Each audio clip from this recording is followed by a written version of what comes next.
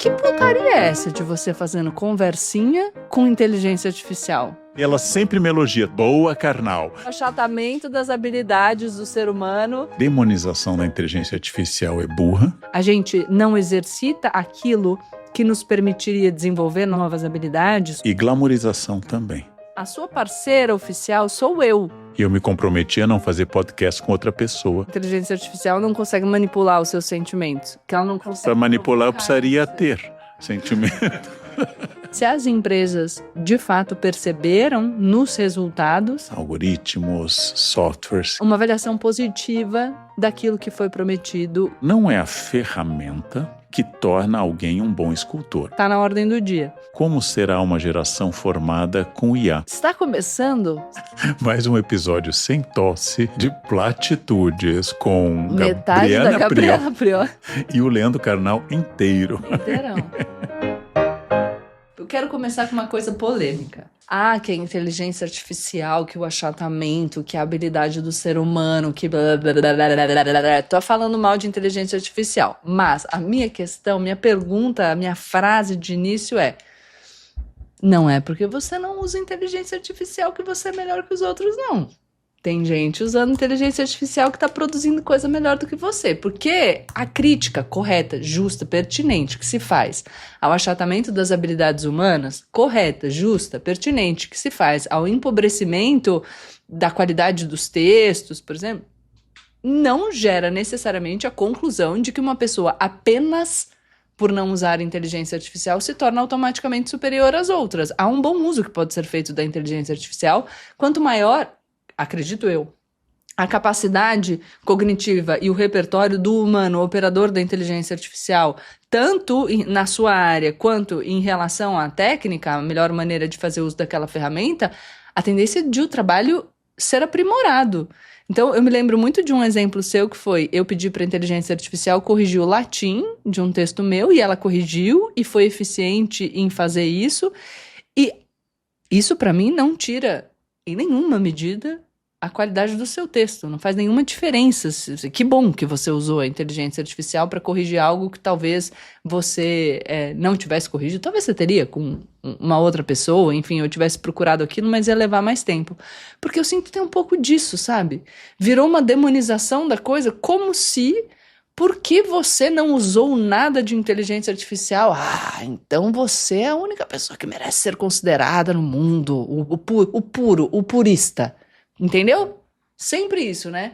Eu acho que, em primeiro lugar, a demonização da inteligência artificial é burra, como demonização de qualquer técnica, e glamorização também. Nós precisamos observar com mais objetividade. Tecnicamente, eu vou dizer uma coisa que eu já disse no passado. Não temos ainda inteligência artificial.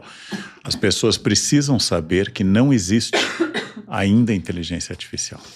Significa que toda a inteligência ainda é humana e biológica. O que existe são programas, algoritmos, softwares que condensam tudo o que existe e com grande capacidade de reagrupar essas ideias em textos fluidos ou imagens, podem nos oferecer tantas perspectivas que chegam a parecer criativas. O que eu estou dizendo tecnicamente para vocês? Eu posso pedir à inteligência, eu estive num debate com a Beth Goulart sobre Clarice Lispector, que a inteligência artificial produz um parágrafo imitando Clarice Lispector. E ela pegando A Hora da Estrela, Perto do Coração Selvagem, e ela pegando A Paixão Segundo GH, ela vai produzir o texto parecido, muito parecido, mais até do que se eu tentasse, eu que li tudo da Clarice, se eu tentasse fazer. Isso é. Mas ela não produzirá uma nova Clarice. E nem as transformações dentro da obra da Clarice, entre Perto do Coração Selvagem, 1943, e a última obra, que é A Hora da Estrela, tecnicamente a última obra. Então, a inteligência artificial é um programa que reúne um espelho voltado para trás, um espelho pretérito, como disse Marcos Brus no Seremos Dados, que eu e a Gabriela adotamos no Clube do Livro. Mais importante do que isso, se antes eu podia acusar o mundo de desigualdade, porque um teve acesso à USP e outro teve acesso a uma faculdade de menor qualidade, a inteligência artificial teve uma característica bastante maior de aproximar pessoas de formações variadas. Não é a fantasia de democracia, mas hoje, mais do que o acesso ao latim, que pressupunha, inclusive, anos de estudo sem trabalho, no sentido de trabalho externo, que me daria uma vantagem, porque eu tive a oportunidade de fazer meu ensino médio e minha faculdade sem trabalhar. Isso me daria uma vantagem, porque meu pai pagou, então eu teria a chance de estar à frente, como muitas vezes se diz que o estágio não remunerado só é acessível a quem já tem a renda. Então fulano se esforçou e trabalhou 2 anos no escritório de direito sem ganhar nada, é porque ele tinha quem o sustentasse. Então a inteligência artificial aproximou mais pessoas. Então, se alguém formado na faculdade A, B ou C, ou sem faculdade, tem acesso aos comandos da inteligência artificial, pode fazer muita coisa. Mas se todo mundo recebeu o mesmo incentivo ou o mesmo acesso, ainda assim, o que for mais hábil em utilizar vai ser melhor nisso. Porque a inteligência artificial não igualou tudo. Ela ainda depende de repertório. Inclusive porque ela propõe coisas que estão erradas ainda, ou propõe a partir de modelos. Querem ver texto com inteligência artificial, como eu sei que saiu do ChatGPT, que saiu de Claude. Excesso de travessões, jogos binários, é isto, mas também é aquilo. Não é nem morte, nem vida. Retomada nos parágrafos finais de tudo que foi feito e tentativas de conclusões sintéticas como um bom texto jornalístico. Mas isto não vai dar às pessoas qualidade de texto. Não é sobre usar a IA, é sobre usar a IA de maneira inteligente. Uhum. Se for essa estrutura é a cara do ChatGPT. Então, eu posso fazer uma comparação que alguém pode criticar porque ela deixa de lado coisas importantes. O que eu vou dizer? Não é o formão ou o martelo, instrumentos básicos do escultor, que deu a Michelangelo o seu talento. Ou seja, não é a ferramenta que torna alguém um bom escultor. Não é a boa tinta ou o bom pincel que torna alguém um pintor. Eu posso ser presenteado com a melhor tinta e pincel e os meus quadros serão ridiculamente ordinários. Agora, por que a comparação é infeliz? Porque a inteligência tem mais iniciativa que o pincel inerte. A inteligência pode fazer obras, inclusive, mas a minha inteligência artificial funciona a partir de um repertório e eu posso abastecer esse repertório. Eu posso dar um dado que eu comentei quando gravamos a aula do livro Seremos Dados, do Bruce, que é um dos livros mais recentes que eu li sobre inteligência artificial. É muito importante que eu tenha presente que não surgiu uma ferramenta mágica de produção automática e a partir de um dado muito importante. Exatamente o Bruce informou numa outra entrevista que a Amazon limitou a 3 livros por dia por autor. A Amazon estava recebendo mais de 3 livros por dia de autores. O que é óbvio, você não precisa ter feito Harvard para supor que alguém que escreve 3 livros por dia não foi o autor. Foi alguém que acessou a inteligência artificial. Mas qual o problema? Esta abundância de textos que disparou na Amazon, de textos autopublicados, ela fez uma queda brutal na venda de livros. Porque eu não quero ler algo feito por inteligência artificial. Eu quero a marca autoral. Eu quero a história da pessoa. A inteligência artificial tem me ajudado muito na revisão. A minha primeira surpresa eu narrei para a Gabriela, ela trouxe aqui. Eu coloquei um texto de um livro que eu estava vendo sobre Jesus. O texto tinha 2 citações em latim, longas. E numa delas, a IA achou um erro grave e no outro um erro duvidoso, mas possível de ser melhorado. E ela estava certa. O latim da IA é melhor do que o meu, mas o encadeamento de texto, a solução de texto é minha. Ela me corrige e ela me ajuda. Ela me ajuda bastante. Eu tenho trabalhado muito com revisão de texto e eu digo a ela, eu preciso encontrar um trecho de Shakespeare, porque eu revisei um livro meu sobre fofoca, eu disse, eu que conheço muito bem as 37 peças de Shakespeare, eu preciso encontrar um trecho shakespeariano que fale de fofoca. Eu li Shakespeare, mas eu não me lembrava desta passagem. Ela me ajudou, porque eu fui reler Shakespeare na tradução de Bárbara Eliodoro e achei o trecho maravilhoso, e usei aquele trecho. A sugestão foi da IA, mas mandá-la procurar e adaptar a personagem de rumor para isto foi feita por mim. Eu virei o que a gente chama, nessa linguagem, de um centauro, ou seja, alguém que é metade cavalo, metade homem, dispara setas e usa a IA como ferramenta coparticipativa num processo criativo. Achei muito interessante que você tenha falado sobre Shakespeare, sobre ela ter indicado um trecho bom, porque eu estou fazendo a coluna na Vogue sobre escritoras brasileiras. E são escritoras, porque mulheres, e porque mulheres ali, enfim, século XIX, começo do século XX, apagadas do cânone. E esse apagamento do cânone, o que significa, né? Apagadas da história da literatura brasileira, desse espaço privilegiado da literatura brasileira, daqueles que são considerados os grandes autores, pelas pessoas que foram responsáveis em dizer quem eram os grandes autores. Então, em julho agora, eu publiquei sobre Júlia Lopes de Almeida, que participou da concepção da Academia Brasileira de Letras e depois foi retirada, não foi incluída na lista final, porque uma mulher, porque a Academia Brasileira de Letras seguiu o modelo francês, que não admitia as mulheres.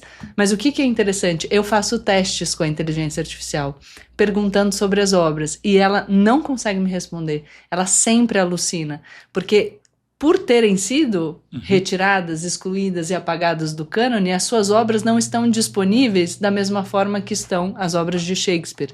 Então, a inteligência artificial não consegue acessar. E aí, quando a gente pensa no achatamento, a gente pode pensar em vários aspectos. No achatamento cognitivo, então, se a gente terceiriza todas as nossas atividades para a inteligência artificial, a gente não exercita aquilo que nos permitiria desenvolver novas habilidades ou alargar as nossas capacidades. 2, a gente tende a se tornar mais genérico e a limitar muito o espaço do nosso repertório, porque a gente já viu que a inteligência artificial conhece Shakespeare, mas não conhece as autoras brasileiras. Então, a menos que você vá buscar em outras fontes, você vai se valer desse espelho voltado para trás e que tem os vieses dos humanos que projetaram esses espelhos e que escreveram sobre a história da literatura. Talvez mais para frente, em virtude desse movimento de recuperação histórica do papel das mulheres nas artes plásticas, na literatura, a gente tem uma inteligência artificial menos enviesada e a gente tende a ficar todo mundo muito parecido. Então, essas estruturas de texto, todas iguais, assim, numa boa, eu acho que é melhor um texto pior do que um texto genérico, do que um texto padrão. É melhor um texto que eventualmente tenha um erro de português e depois o autor se corrige. É melhor um texto que não tenha uma construção genial, mas que tenha um relato pessoal que reflita uma pessoa, um ser vivente, um ser sui generis, particular, com suas idiosincrasias, do que um texto bobo, igual. Sem alma. Então, parece uma bobagem falar desse sem alma, mas a gente, quando lê um texto que é feito pela inteligência artificial e que sobre esse texto não incide a revisão de um humano, a gente percebe que é da máquina e é plano, não nos provoca do mesmo jeito. Então, acho que são riscos interessantes e eu estava te ouvindo falar de Shakespeare, fiquei pensando, porque eu sempre faço esse teste. Eu leio os livros, aí eu pergunto, na obra tal, faz um resumo para mim. E ela faz tudo errado. E aí eu falo, olha, tá errado, o enredo não é esse. E ela, você tem razão. E faz errado de novo. E olha o perigo, porque, por exemplo, Memórias de Marta, da Júlia Lopes de Almeida, entrou numa lista da FUVEST. Que bom. Se você tá estudando e você pede o resumo para IA, você se lascou na prova. Porque a dependência da IA é o que esteja publicado. A dependência da IA é o que exista neste caso. A IA precisa desta publicação, senão ela não existe. Vou dar um exemplo recente. Uma amiga minha, grande cantora Zélia Duncan, pediu para eu analisar a letra de uma música maravilhosa dela, do novo álbum, que é exatamente a Grave e Agudo. E Grave e Agudo se tornou um objeto meu de análise muito bom. Só que eu perguntei para a IA uma coisa que eu não tinha. Eu ouvi a Zélia cantando várias vezes, analisei a letra e pensei, Zélia, perguntei para a IA, qual é a tonalidade dessa música? Eu tinha dúvida, meu ouvido não é tão bom. Eu tinha dúvida. E a IA respondeu, não sei. Aí eu perguntei para a Zélia, por que não tinha nenhuma partitura, nenhuma cifra? Ela disse, porque eu ainda não publiquei. Se não existe, a IA não descobre. Esses dias eu me surpreendi que a IA conhecesse o conto Mandarim do Essa que eu citei. Eu a desafiei a falar do Mandarim, mas esse é um livro que tem mais de 100 anos. há mais de 140 anos. Então, a IA reproduzir um texto que está, inclusive, de domínio público é uma coisa. Agora, se ele lança uma música nova, que é em Ré maior, aliás, grave e agudo, e a música não está publicada e não tem cifras, ela, com todo o conhecimento dela, de toda a história da música, não pode me dizer qual é a tonalidade, porque isso é criar, é ouvir uma música e deduzir. Ela nunca viu a partitura e ela não pode fazer isso. Podemos ter um sistema que ouça a música e deduza com a tonalidade, no caso Ré maior com 2 sustenidos? Podemos, mas não é o caso daquela que eu consultei neste momento. Então é só a primeira advertência, sendo um espelho voltado para trás e nunca para frente, e dando as respostas que eu quero ler e me agradando narcisicamente com elogios e concordando, você diz, isso foi completamente errado, você tem razão, desculpa, eu vou agora me empenhar. Ela é uma ferramenta que pressupõe ainda muito uso responsável. Mas as pessoas sempre copiaram, gente. Quando eu era jovem, havia publicações dizendo assim, 100 modelos de carta de amor. E você comprava esse livro e só ia preenchendo com o nome da pessoa amada. Por quê? Porque as pessoas não sabiam escrever. Há um episódio de Sex and the City que o Mr. Big copia cartas de amor para sua amada porque ele havia faltado ao casamento deles. E para se redimir ele copia cartas de amor porque ele não sabe fazer cartas de amor. Ele é um financista, ele não sabe fazer cartas de amor na série. Então as pessoas sempre copiaram, sempre houve ghostwriter. Vai virar um bordão meu, não vou dizer nomes, mas alguns livros de sucesso no Brasil eu sei quem escreveu e não foi o autor que está na capa. Não? E isto é uma questão importante, sempre houve isto. Eu acho mais bonitinho pagar para um autor anônimo do que para IA. Eu acho mais bonitinho, distribui melhor renda entre pessoas. Mas sempre houve isto, gente. O Google foi utilizado largamente. Qual é o problema que nós estamos enfrentando hoje? O advogado copia ou manda a IA fazer uma petição, um habeas corpus, e não tem condições no seu repertório de verificar se aquele acórdão existe, se aquilo é da jurisprudência consagrada. Isso está aparecendo. Isto arruína uma carreira, gente. Isto é um problema. Você tem que ter repertório para que IA lhe ajude para dizer em qual é o tribunal de alçada que fez uma medida similar. E você tem que pesquisar nas atas do tribunal para ver se aquilo corresponde. E se você não fizer isso, for apenas esse modelo da pessoa que reproduz, você vai afundar sua carreira com uma ferramenta que está produzindo o que a gente chama de brain rot, ou seja, uma podridão cerebral, de um esgotamento improdutivo com dados imprecisos. A inteligência vai melhorar. Ela já deu saltos. Desde que eu comecei a usar Claude, ela já passou para vários números à frente, já aboliu um número, voltou. E é isso. Mas continuamos precisando de pessoas com repertório que tenham lido. Sentar e pegar um texto de Machado de Assis como alienista, analisá-lo e não o resumo, continua sendo essencial para o seu cérebro, com ou sem inteligência artificial. É importante a gente falar sobre bom uso. Você falou do Claude, que ele já está muito melhor, e ele fica melhor não só pelo aprimoramento do programa, mas eu comecei a usar o ChatGPT antes de usar o Claude, porque eu conhecia antes, e o meu ChatGPT é melhor que o Claude, porque eu já o alimentei com as versões finais das coisas que eu produzo. Então ele foi aprendendo com o uso. Então quanto melhor for o humano que opera a máquina, melhor tende a ser o resultado final.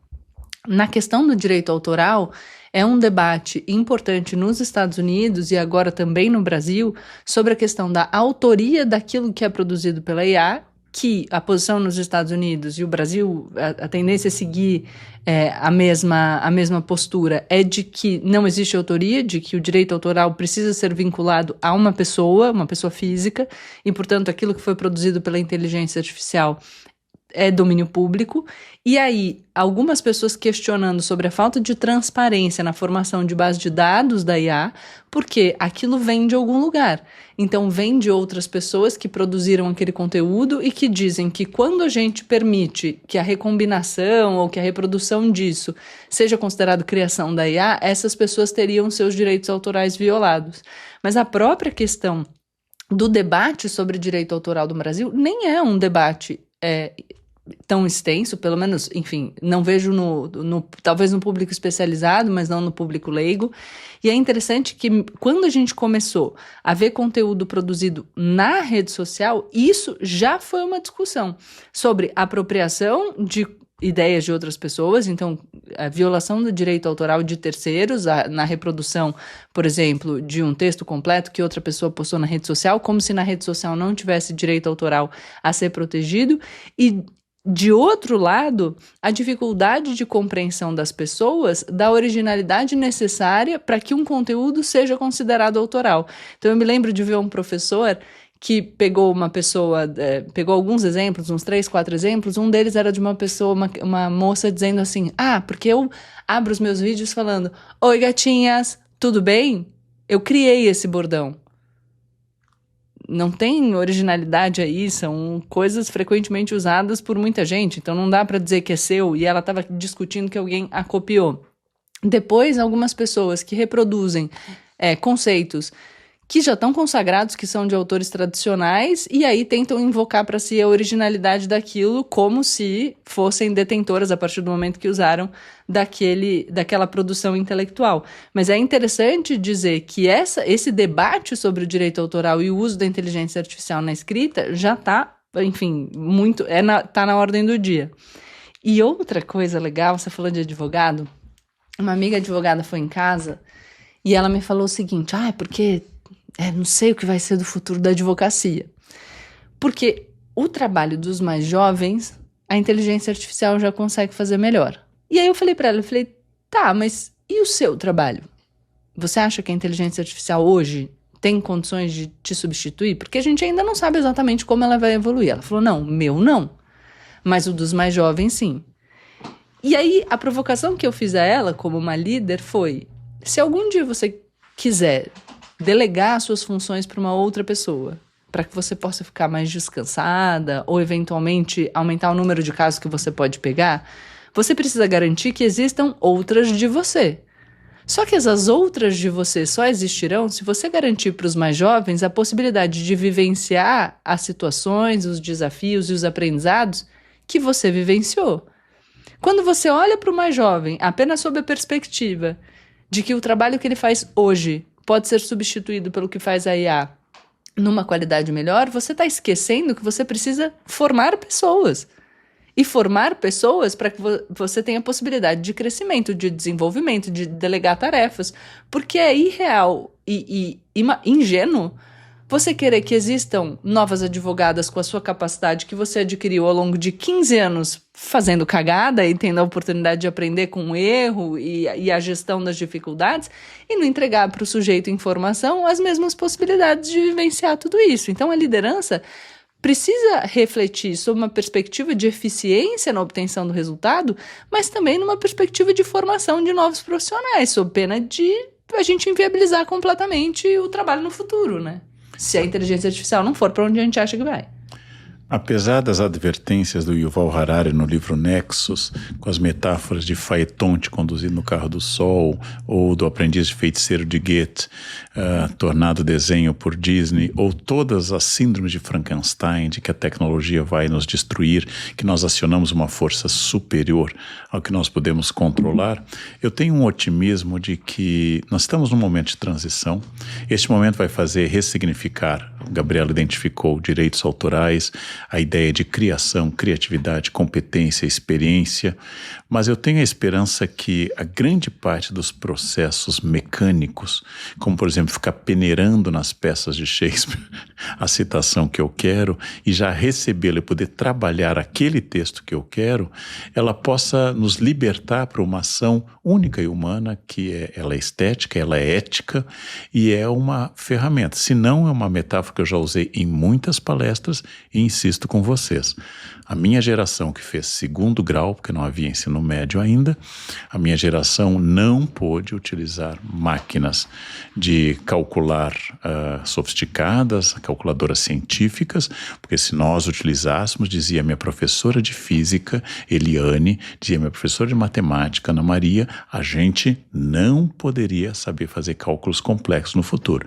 E nós fomos afastados dessa ferramenta. Eu não usei. Fiz tudo no papel. E hoje eu não sei fazer cálculos complexos, ou seja, eu tive um trabalho extra para algo que não se realizou. Mas eu volto a dizer, toda a formação de um advogado, de um filósofo, de um médico, pressupõe uma relação pessoal de um mestre com o seu discípulo.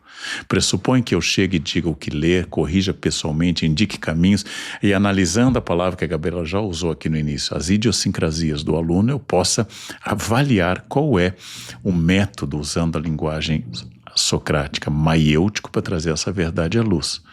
E isto continua sendo pessoal. Nós não temos a possibilidade ainda, pelo menos agora, de formar uma pessoa 100% online com inteligência artificial. Há uma escola nos Estados Unidos, já com filiais, inteiramente baseada em inteligência artificial.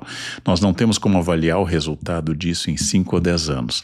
Os países como Finlândia e Suécia, que utilizaram em larga escala telas, não inteligência artificial, mas telas, voltaram atrás e voltaram à relação de papel, porque o simples ato de escrever à mão parece treinar a motricidade fina e a capacidade de interpretar microexpressões faciais, parece respeitar o ritmo, significa que hoje a caligrafia é vista como um exercício mental, enquanto que a simples digitação, na sua velocidade, é considerado algo que pode embotar algumas capacidades cerebrais. Então, nós estamos com uma experiência de 2 países de ponta na educação, Suécia e Finlândia, que retrocederam e descobriram que pela primeira vez desde o fim da Segunda Guerra, desde 1945, nós temos uma diminuição de QI das crianças e que nós precisamos restaurar jogos, objetos lúdicos, colocar uma criança de 3 anos para mexer com triângulos, retângulos e círculos, colocar uma criança de 2 a 3 anos para distinguir cores primárias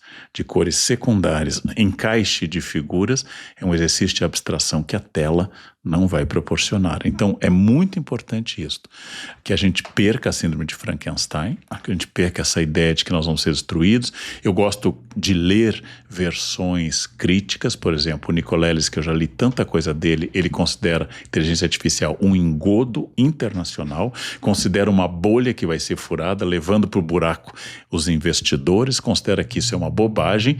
Eu não tenho argumentos, porque eu não concordo com isso, mas não tenho argumentos para debater, ele conhece mais do que eu, e ele é um homem que trabalha com neurociência e é respeitado internacionalmente, então eu gosto de ler o que ele escreve para trazer o contraditório, para que a gente não fique com esse deslumbramento da Miranda na peça Tempestade de Shakespeare, que eu li sem inteligência artificial, em que diz A Brave New World, admirável mundo novo, onde vivem tais pessoas. O deslumbramento da Miranda com os primeiros homens que ela viu, fora o pai, o Duque Próspero na ilha, disputada também por Caliban e Ariel, foi a primeira vez que alguém se deslumbrou com o mundo novo. Cuidado com a pretensa ingenuidade de Miranda. Vamos ler os contraditórios e vamos pensar o que me faz gostar de um texto, o que ainda me faz gostar de um quadro, o que me faz gostar de um prato feito e cozido, frito, flambado para mim, é o toque humano ainda. E isto não diminuiu. Vai haver uma mudança? Não sei. Eu sou um profeta muito limitado, mas parar dessa síndrome de catastrofismo e essa síndrome de otimismo. Agora não precisamos mais de escola. Pense, você vai fazer uma cirurgia. Você quer um jovem com acesso às redes, que vai acessar um vídeo tutorial como abrir um abdômen infectado com sepse? Ou você prefere um médico que estudou noites e noites, ficou muito tempo para chegar àquela habilidade? Experiência não pode ser substituída ainda. Mais do que isso, né? Você prefere ser atendido num diagnóstico ruim por um médico que tem a capacidade de se conectar com você e sensibilidade para te dizer aquela notícia, uma pessoa verdadeiramente, ou não só uma máquina, mas alguém que na interação com a máquina perdeu essa inteligência emocional que é desenvolvida no trato com o humano. Isso é importante. Falei da situação da formação técnica do profissional do direito que começa a carreira, mas eu penso também nas relações humanas. Quando a gente começa a se relacionar só com a máquina, uma das orientações para você ter o melhor resultado da inteligência artificial é não usar, por favor, obrigado, ser o mais direto possível. E aí você vai perdendo a prática e a habilidade dessa relação com o humano. Depois penso na questão do feedback. A gente fala muito sobre as novas gerações, acho que informadas por um movimento interessante, pertinente e necessário da crítica aos abusos no discurso cometidos no ambiente de trabalho, então aquele feedback grosseiro, mal feito, insensível, mas que ao mesmo tempo fazem com que muitas vezes as pessoas não consigam discernir o que é um chefe tóxico de uma pessoa que está te dando um feedback que demanda de você maturidade. Então dizer, você é um burro que não serve para nada, esse trabalho tá uma bosta, é inadmissível, mas dizer, esse trabalho não está bom e precisa ser melhorado, é admissível e necessário. Você precisa entregar um trabalho a partir do critério de qualidade que aquela empresa ou aquele chefe especificamente demanda. Então isso é ter maturidade para estar no ambiente de trabalho e entender que muitas vezes você precisa melhorar e muitas vezes você entrega um trabalho que não está bom. E aí você falou do Nicoleles da Bolha, tem uma série do Financial Times que eu sempre cito, porque assisti, que também chega a essa mesma conclusão.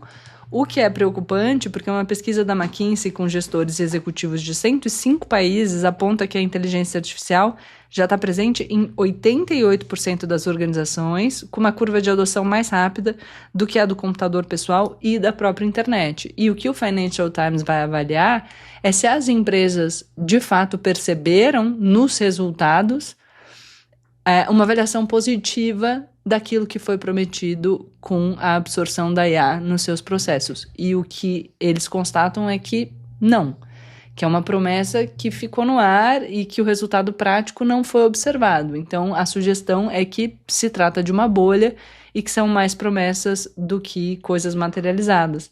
E aí, uma outra coisa que você falou do cálculo complexo, a gente recebeu aqui no nosso roteiro um dado de que em 2025, um sistema da Google DeepMind, aliás, DeepMind como era o nome do livro da DeepMind que a gente leu, A Próxima Onda, no Clube do Livro, um sistema da Google DeepMind pela primeira vez atingiu um padrão de medalha de ouro na Olimpíada Internacional de Matemática, resolvendo problemas de demonstração no nível dos melhores estudantes do mundo. No mesmo ano, o teste batizado de Clock Bench mostrou o avesso. Para ler as horas no relógio de ponteiros, o melhor modelo de IA acertou apenas 51% das vezes, contra 91% dos humanos.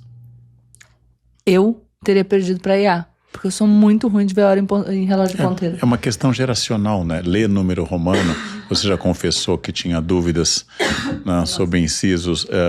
A Constituição Federal, num de seus incisos, você, jovem, estudante de direito, quando for sustentar, pega essa dica da tia.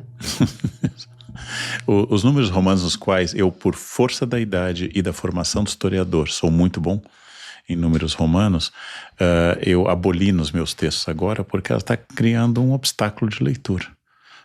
E isso que são séculos, são mais fáceis. Eu fazia meus alunos escreverem em 1969 em romanos, e eles sofriam. Sabe o que é difícil no século? É não confundir, porque o que acontece?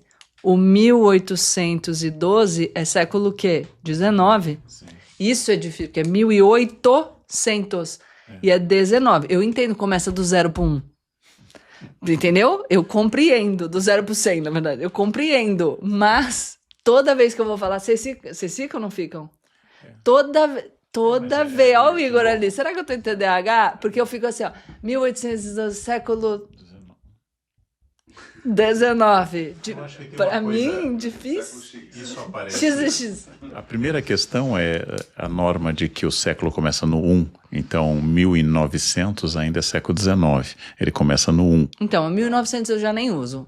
É 19. Então, por exemplo, o Brasil foi descoberto no século XV, porque é 1500, e não no século XVI.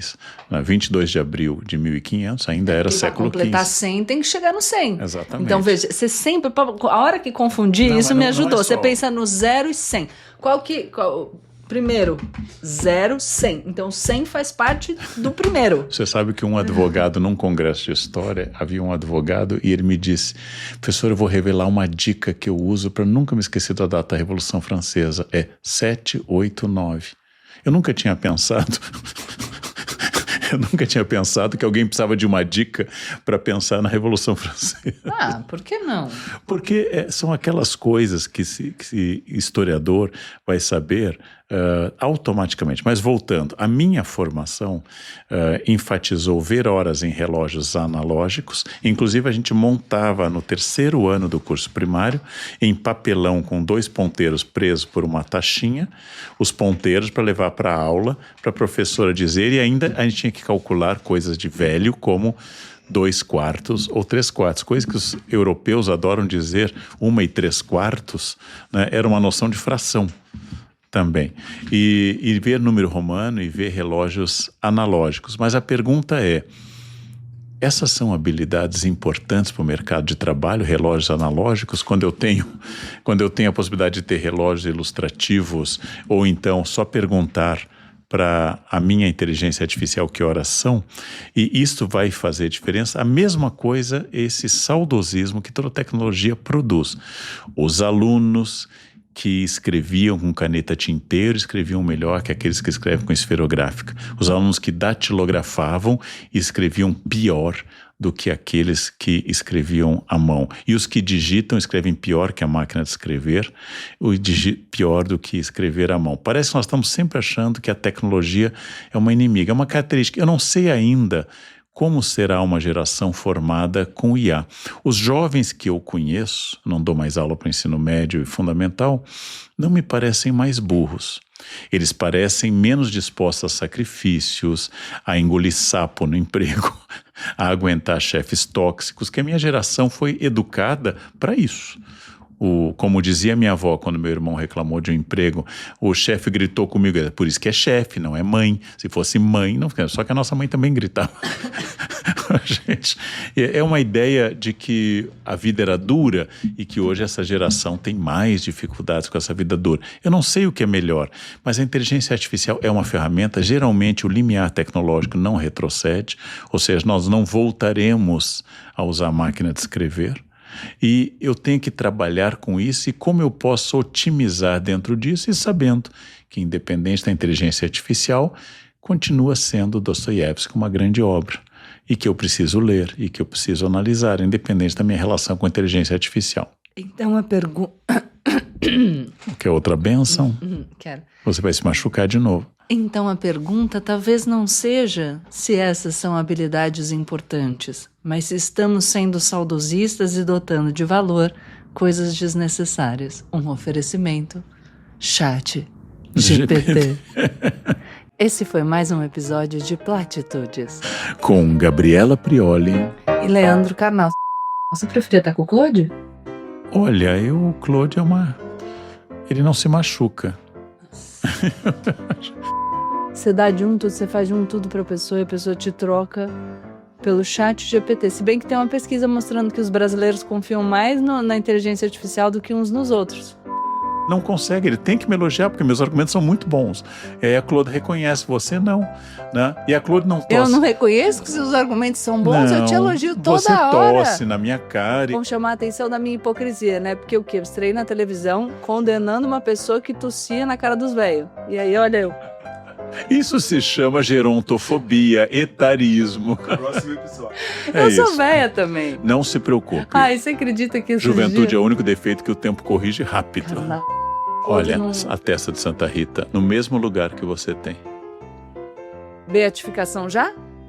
Primeiro, vamos declarar serva de Deus, depois vamos declarar Eu venerável. não sou batizada, depois... posso ser santa? De jeito nenhum. Eu baixei um aplicativo para controlar meu ciclo, porque eu comecei a perceber que durante a Ciclo menstruação... de Krebs, Não, ciclo da circádico, menstrual. Que durante a menstruação, eu fico mais... Minha fadiga aumenta e eu preciso de um período maior de descanso. Nossa, e para pensar na agenda você é a de única trabalho. pessoa que perde ferro e sangue. Mas então, para pensar na minha agenda de trabalho e adequar. O que eu acho muito inteligente, né? Demorei para fazer. E aí, quando entrei no aplicativo... O aplicativo escreveu: quais são as suas preocupações? Perimenopausa? Eu falei, vai se... Perimenopausa, não falta tanto para perimenopausa. Então, tô falando, tô ficando velha também, que bom, né? A alternativa é morrer. Então, vamos indo. Salve, Rainha, Mãe de Misericórdia, vida, doçura, esperança, nossa salva, vós batemos degradados, filhos de Ás, vossos esperamos gementos, chorando nesse vale da eia, pois é tu canta nossa, vossa misericórdia, nós converteis. Ó clemente, ó piedosa, ó doce, sempre Virgem, rogai por nós, Santa Mãe de Deus, para que sejamos dignos de promessas de Cristo. Em latim, salve, Regina, Mata, Misericórdia, vida, dulce, espes, nostra salve, ate clamamos, exulis filiev. Ates, claro que eu decorei.